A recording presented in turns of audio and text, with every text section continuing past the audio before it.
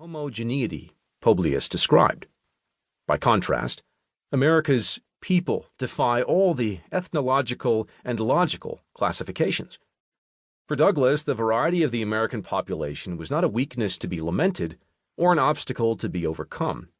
It was an asset that would secure American greatness in the future. If Publius suggested that plurality of factions and interests had to be constrained by unity of ethnicity and culture, Douglas contended that unity of principle could accommodate a wide range of backgrounds and identities. Ralph Waldo Emerson found the meaning of America somewhere in between these poles. Like Douglas, he celebrated the variety of people who made their homes within the United States. More like Publius, though, he dreamed that these strands would eventually be woven into a seamless national fabric comparable to those of the Old World. "In this continent," Emerson wrote, "the energy of Irish, Germans, Swedes, Poles, and Cossacks, and all the European tribes, of the Africans and of the Polynesians, will construct a new race, a new religion, a new state, a new literature, which will be as vigorous as the new Europe which came out of the smelting pot of the Dark Ages." Although they have found advocates at all periods of American history, these perspectives also follow a certain chronological pattern.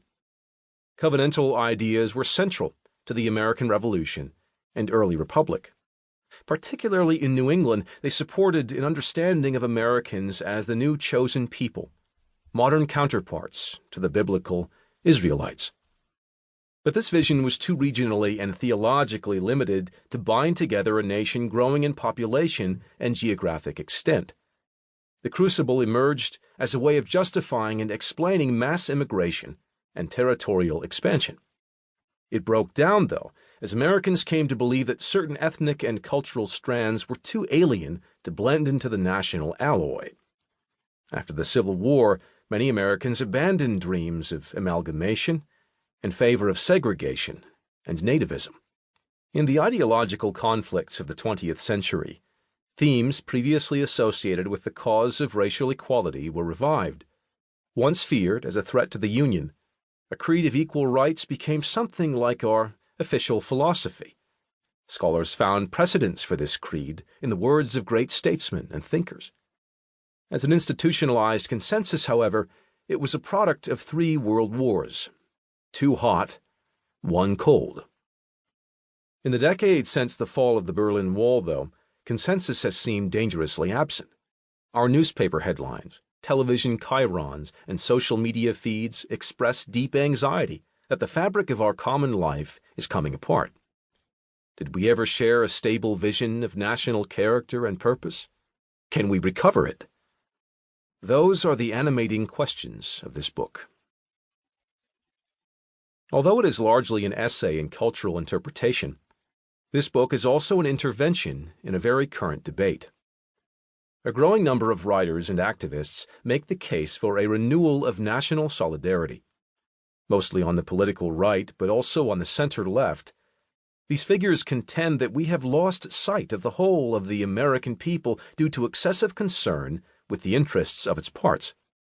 And whether they blame the group politics of multiculturalism or neoliberal individualism, the new nationalists argue that we should make America one again.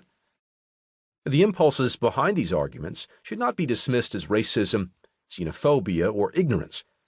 Most scholars agree that democratic societies need some degree of agreement.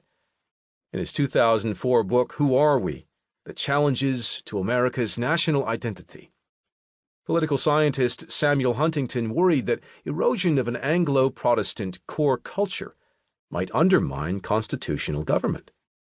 Other analysts, such as Francis Fukuyama, reject Huntington's emphasis on a specific ethno-religious configuration, but posit that a shared ideology is necessary to the same purpose.